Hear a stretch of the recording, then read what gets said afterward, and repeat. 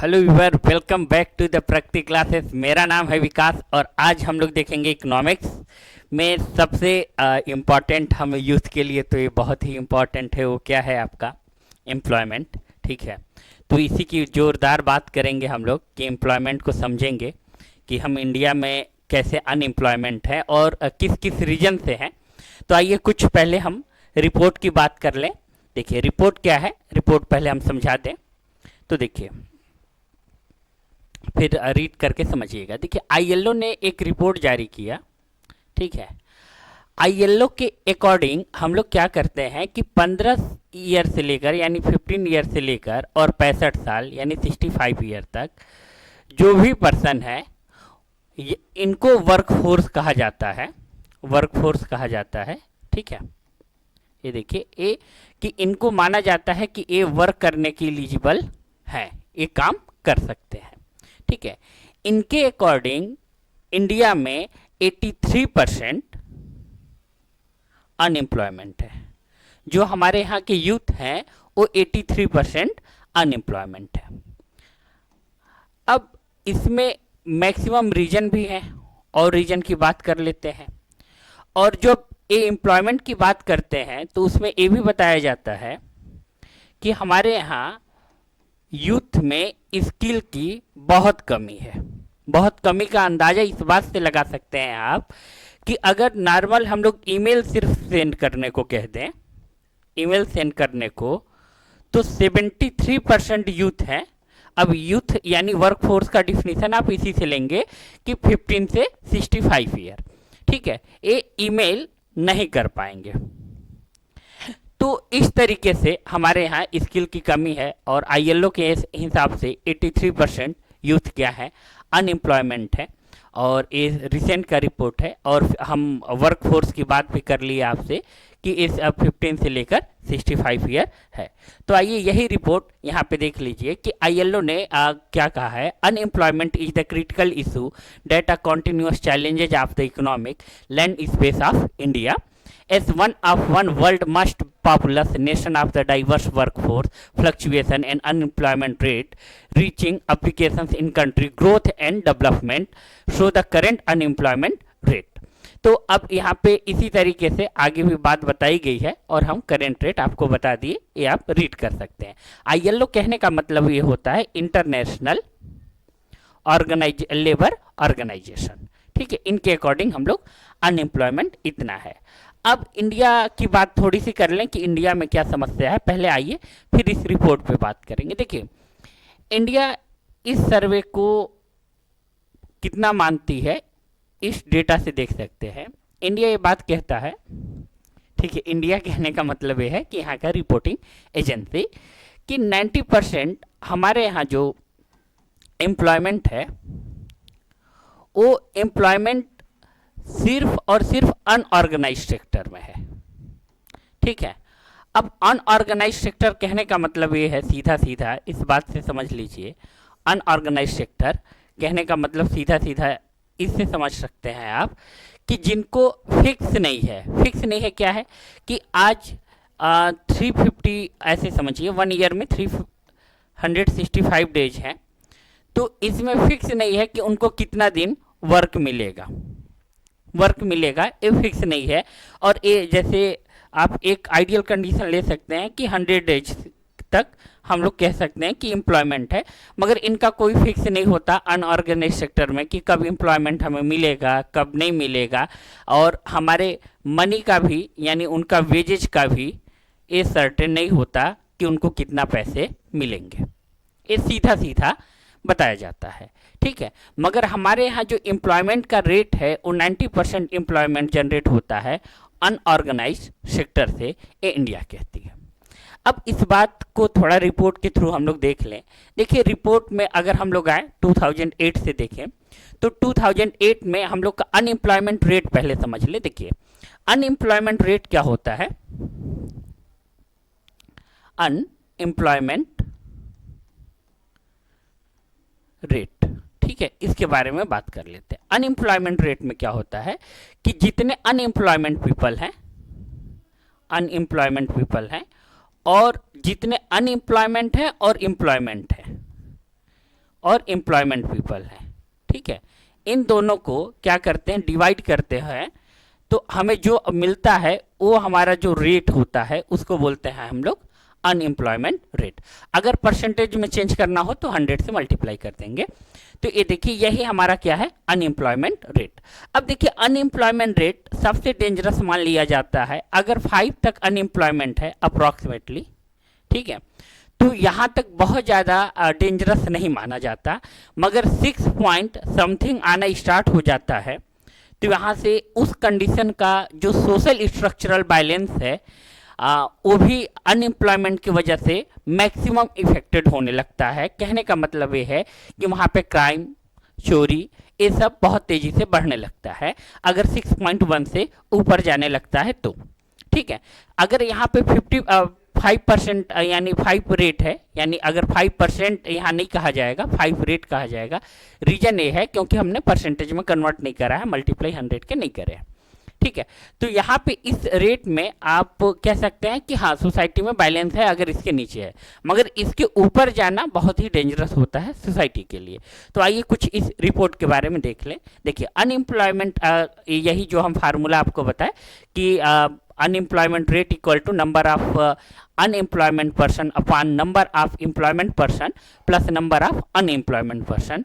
अगर हम लोग 2008 से चले, 8 की बात करते हैं, देखिए 2008 में अनएम्प्लॉयमेंट हम लोगों का इतना था 5.49। ये देखिए फिर यहाँ इंक्रीज हो रहा है, डिक्रीज हो रहा है, आपस में आप 2018 तक देखेंगे तो लगभग बैलेंस टाइप का चल रहा है कि इंक्रीज डिक्रीज यानी 6 से कम है, ठीक है। 2019 में भी ऐसा ही कुछ देखने को मिला, मगर 2020 में अचानक बहुत तेजी से इंक्रीमेंट हुआ। ये आपका कोविड की वजह से हुआ, 8 आ गया यानी 80%। फिर उसके बाद 2021 में स्ट्रक्चर अपना थोड़ा चेंज हुआ और इस समय कम हुए। 2022 की बात करेंगे तो 7.33 है, और 8 की बात करेंगे तो 8.003 है, और फिर 9 की 2024 की बात कर रहे हैं हम लोग तो 9.2 है। ये जून का रिपोर्ट है, ठीक है।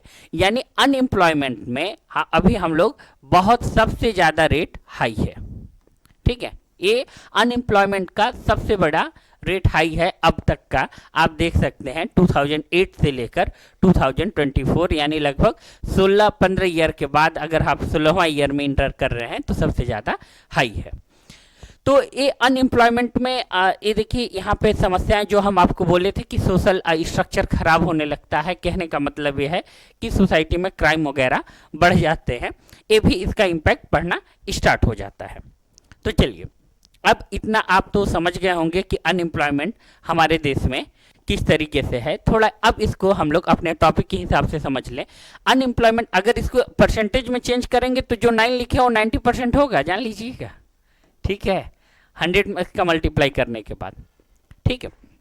अब देखिए आइए इसमें बात करते हैं हम लोग क्या क्या एम्प्लॉयमेंट होता, क्या क्या अनएम्प्लॉयमेंट होता है। अब देखिए स्ट्रक्चरल अनएम्प्लॉयमेंट, स्ट्रक्चरल अनएम्प्लॉयमेंट किसको बोलते हैं इसको पहले आप लोग समझ लीजिए। देखिए स्ट्रक्चरल अनएम्प्लॉयमेंट इसको बोलेंगे जब क्या होगा कि स्ट्रक्चरल तरीके से अभी तक डिमांड था, ठीक है, डिमांड था, सप्लाई आ रहा था, सप्लाई आ रहा था, ठीक है, डिमांड इधर हुआ और इधर से सप्लाई आया, ठीक है, इधर से सप्लाई आया यानी फुलफिल हुआ, और यहाँ से लेकर यहाँ तक एम्प्लॉयमेंट जनरेट हुआ, यहाँ से लेकर यहाँ तक एम्प्लॉयमेंट जनरेट हुआ, ठीक है। अब एम्प्लॉयमेंट जब जनरेट हुआ तो इस तरीके से होता है, मगर हुआ क्या कि कुछ भी टेक्नोलॉजी का डेवलप हो या फिर ये देखिए टाइम टू टाइम होता ही है। हमारी सोसाइटी का ये बिल्कुल ही नेचर प्रोसेस है कि हम लोगों में चेंजेज आते हैं, और चेंजेज जब आते हैं तो उस चेंज में जैसे आपको एग्जांपल देकर हम समझाने का प्रयास करते हैं। देखिए पहले क्या था, जब हम लोग की एग्रीकल्चर हुआ करता तो मेजर जहाँ पे काम होता था वो अगर जुताई बुनाई का काम हुआ करता था तो वो किससे होते थे, हाँ, बैल वगैरह से लोग जोतता था, ठीक है। मगर फिर क्या हुआ, ट्रैक्टर आया, ठीक है, ट्रैक्टर आया और ट्रैक्टर से बहुत सारे काम होना स्टार्ट हो गए। तो अब क्या है, काम तो वही एग्रीकल्चर का हो रहा है मगर इसको डिस्प्लेसमेंट कर दिया गया, इसको डिस्प्लेसमेंट कर दिया गया। तो यही आपका स्ट्रक्चरल अनएम्प्लॉयमेंट होता है कि स्ट्रक्चरल तरीके से वहां पे अभी तक डिमांड था, सप्लाई हो रहा था, मगर अब डिमांड स्ट्रक्चरल तरीके से चेंज हो चुका है। तो यही हम लोग बोलते हैं स्ट्रक्चरल अनएम्प्लॉयमेंट। ठीक है, अब नेक्स्ट बात करेंगे हम लोग। आइए देखिए साइकिल अनएम्प्लॉयमेंट। अब देखिए साइकिल अनएम्प्लॉयमेंट का हम कुछ एग्जाम्पल देकर आपसे बात समझाते हैं। देखिए साइकिल अनएम्प्लॉयमेंट में क्या होगा कि धीरे धीरे ये टॉप पर जाएगा उसका डिमांड, और फिर डिक्लाइन होगा, और फिर इस तरीके से साइक्लिक चलता रहता है। तो साइक्लिक अनएम्प्लॉयमेंट में जैसे फॉर एग्जांपल हम आपको ले लें, अगर आप ज़्यादा अगर टाइम पहले जाएं, लगभग 2005 के आसपास हम एक एग्जांपल लेते हैं, उस समय आप देखते होंगे कि जो कैसेट होता था, सीडी डीवीडी का डिमांड बहुत तेज़ी से था। ठीक है, अब ये 2000 लगभग मान के चलिए तो 12 तक भी चला, 15 तक भी चला। ठीक है, फिर पेन ड्राइव का कॉन्सेप्ट डेवलप हुआ। ठीक, अब पेन ड्राइव के कॉन्सेप्ट डेवलप होने के बाद अब इन लोगों का डिमांड लगभग न के बराबर हो गया। ठीक है, कम हुआ और धीरे धीरे कोलैप्स कर गया। अभी पेन ड्राइव का कॉन्सेप्ट डेवलप हुआ, अब क्या है, बहुत बड़े बड़े फाइल भी हमारे क्या होते हैं, बहुत आराम से, अब बहुत सारे ऐसे सॉफ्टवेयर हैं जिससे शेयर हो जाते हैं, जैसे टेलीग्राम वगैरह हो गया, ईमेल हो गया। तो इस तरीके से जब शेयर हो जाते हैं तो ये देखिए इनका मार्केट तो ध्वस्त हुआ। ठीक है, फिर पेन ड्राइव का मार्केट भी धीरे धीरे कम हुआ। तो वहीं पे यहाँ पे आप देख सकते हैं कि धीरे धीरे इनका जो डिमांड होगा राइज होगा, और एक टॉप पे जाने के बाद फिर डिक्लाइन हो जाएगा, फिर टॉप पे जाएगा, फिर धीरे धीरे धीरे धीरे राइज होगा, और फिर टॉप पर जाने के बाद डिक्लाइन हो जाएगा। ऐसा एक साइकिल चलता है, तो ये साइक्लिक अनएम्प्लॉयमेंट बोलते हैं। सुन लीजिए डिफिनेशन।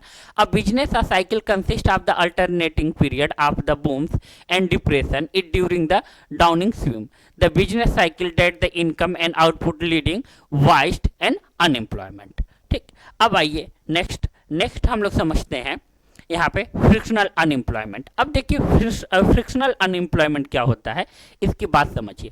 फ्रिक्शनल अनएम्प्लॉयमेंट हम उसको बोलेंगे, जैसे क्या होगा जब कोई नई टेक्नोलॉजी का डेवलप होता है, नई टेक्नोलॉजी का डेवलप होता है, तो ऐसे समझ लीजिए कि 100 लोग हैं, 100% काम कर रहे हैं। ठीक है, अब 100% जब काम कर रहे हैं तो इसमें नया जब टेक्नोलॉजी का डेवलप हुआ तो इसमें से लगभग मान लीजिए 70 या 60-70% जो है उस नई टेक्नोलॉजी को अडॉप्ट कर लिए और उस पर काम करने सीख गए। मगर इसमें आगे क्या हुआ कि यहाँ से लगभग 30 से 40% के आसपास इस टेक्नोलॉजी को सीख नहीं पाए, और सीख नहीं पाए तो इसकी वजह से वो क्या हो गए, अनएम्प्लॉयमेंट हो गए। तो इसी को हम लोग बोलते हैं frictional unemployment. The frictional unemployment is the result of the voluntary unemployment transaction within the economic. Frictional unemployment naturally occur even a growing and the stable of economic working choosing to the leave their job and search of the new ones and working entering। तो जो बात हम आपको समझाए वही word में लिखा हुआ है, सीधी सीधी बात कि यहाँ पे नई टेक्नोलॉजी जब ग्रो होता है तो उसमें से कुछ लोग क्या होते हैं टेक्नोलॉजी को अडॉप्ट कर लेते हैं, और कुछ लोग क्या होते हैं टेक्नोलॉजी को अडॉप्ट नहीं कर पाते, और जब टेक्नोलॉजी को अडॉप्ट नहीं कर पाते तो वो क्या होते हैं, अनएम्प्लॉयमेंट हो जाते हैं।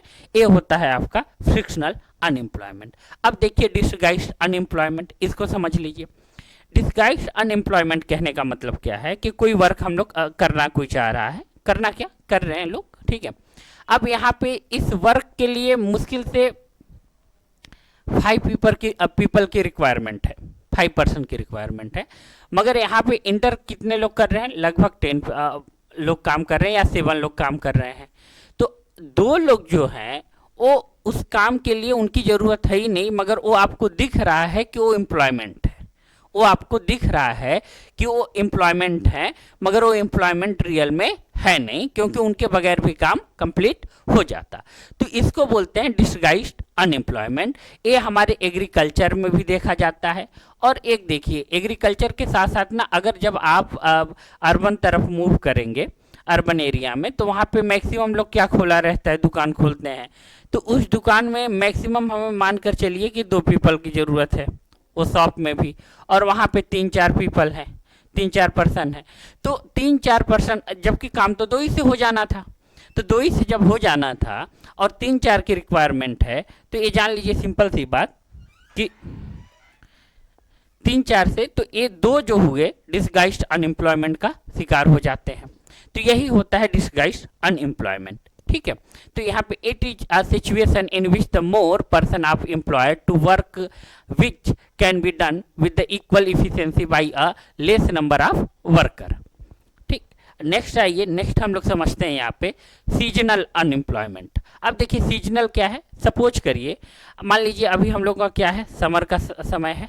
ठीक है, समर यानी गर्मी, गर्मी में आइसक्रीम बहुत तेजी से बिक्री बट्टा होता है। ठीक है, तो जब आइसक्रीम हो रहा है तो उस समय तो उस पर्सन को क्या मिल रहा है, एम्प्लॉयमेंट मिल रहा है, मगर उसके बाद उसको क्या होगा, एम्प्लॉयमेंट नहीं मिलेगा।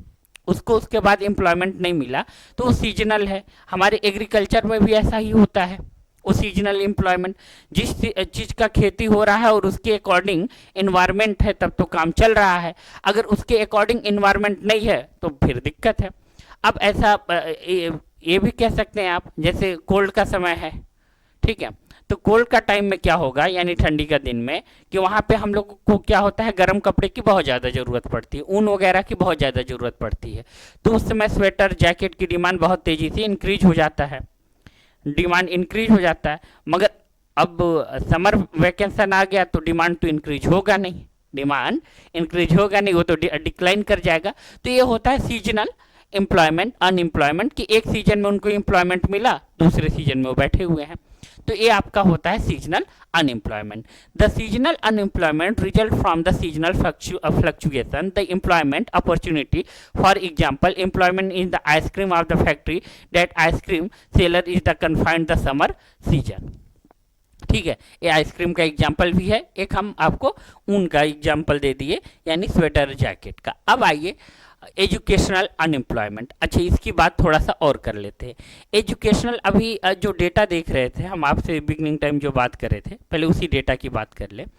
उसी डेटा में इस बात का जिक्र है सीधा सीधा कि जब हम लोग देखते हैं एजुकेशनल अनएम्प्लॉयमेंट हमारे यहाँ बहुत ज़्यादा है। एजुकेशनल जो अनएम्प्लॉयमेंट है उनका जो रेशियो है, उनका रेशियो अधिक है कंपेयर टू जो एजुकेटेड नहीं है। ठीक है, यहाँ इस रिपोर्ट में सीधी सीधी बात कही गई है कि नंबर ऑफ पीपल जो मीडियम पढ़े हुए हैं, यानी मिडिल या हाई स्कूल किए हैं और उसके बाद ग्रेजुएट पोस्ट ग्रेजुएट है, उन लोगों में अनएम्प्लॉयमेंट रेट बहुत अधिक है। उन लोगों में अनएम्प्लॉयमेंट रेट अधिक है कंपेयर टू किससे, जो इलिटरेट पीपल हैं उन लोगों में अनएम्प्लॉयमेंट रेट कम है इन लोगों के कंपेयर में। ठीक है, तो इस तरीके से यानी एजुकेशनल अनएम्प्लॉयमेंट का पहले डिफिनीशन समझ लीजिए कि सीधा सीधा क्या है, वो एजुकेटेड पर्सन है और इस बात को सीधा समझ उसके एजिबिलिटी के अकॉर्डिंग या उसके क्वालिफिकेशन के अकॉर्डिंग उनको जॉब नहीं मिल रहा है। तो ये उसी को क्या बोलते हैं हम लोग, educational unemployment. The educated unemployment occur when the educated youth are unable to find the appropriate job as per suitable of their qualification leading under employment. ठीक है, अब एक अंडर एम्प्लॉयमेंट होगा यहाँ पे, एम्प्लॉयमेंट, अंडर एम्प्लॉयमेंट उसको बोलते हैं हम लोग जहाँ सीधे समझ लीजिए, जहां आपको जॉब करने से आपके क्वालिफिकेशन यानी आपके क्वालिफिकेशन एजिबिलिटी के अकॉर्डिंग आपको क्या मिलना चाहिए था, आपको मिलना था 10,000 मगर मिलता कितना है आपको 5,000। तो इसको बोलते हैं हम लोग अंडर एम्प्लॉयमेंट, इसको बोलते हैं अंडर एम्प्लॉयमेंट। और आज एजुकेशनल का जो अनएम्प्लॉयमेंट का मैक्सिमम जो रेशियो है आपको एजुकेशनल अनएम्प्लॉयमेंट में दिख जाएगा। अब आइए देखिए नेक्स्ट हम लोग का ओकन लॉ है। चलिए इन लॉ के बारे में, ओकन का, फिलिप्स का करो, इन सब की बात हम करेंगे नेक्स्ट टॉपिक में। आज आपको कैसा लगा, आप फीडबैक जरूर डालिएगा, कमेंट में बताइएगा हमें ज़रूर कि अब किस टॉपिक पे और वीडियो बताएं और डेटा और एनालिसिस करके हम एम्प्लॉयमेंट के बारे में बात करेंगे। हमारे साथ जुड़े रहने के लिए, वीडियो को कंप्लीट देखने के लिए थैंक यू वेरी मच।